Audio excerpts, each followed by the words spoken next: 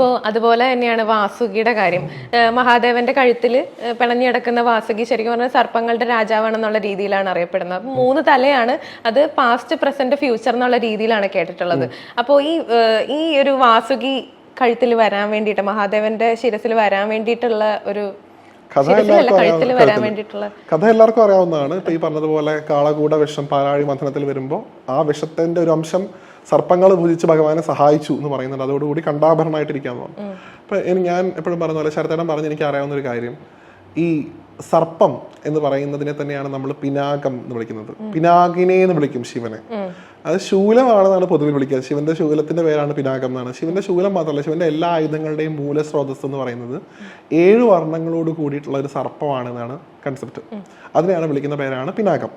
ഈ പിനാകം ആവശ്യാനുസരണം ഭഗവാന്റെ ആയുധങ്ങളായിട്ട് വർത്തിക്കും എന്നാണ്. ഈ പിനാകം ആണ് തൃശൂലായിട്ടിരിക്കുന്നത്, ഈ പിനാഗാണ് ചന്ദ്രഹാസായിട്ട് മാറുന്നത്, ഈ പിനാഗാണ് ശൈവചാപായിട്ട് മാറുന്നത്, ഈ പിനാഗാണ് പാശുപതായിട്ട് മാറുന്നത്. അങ്ങനെ ഓരോ സമയത്തും ഭഗവാന്റെ ഇച്ഛയ്ക്കനുസരിച്ച് ഈ സർപ്പം ആയുധങ്ങളായിട്ട് വർത്തിക്കുകയും അല്ലാത്ത സമയത്ത് കണ്ഠാഭരണമായിട്ട് ശരീരത്തിൽ ഉണ്ടാവുകയും ചെയ്യുമെന്ന് പറയുന്നു.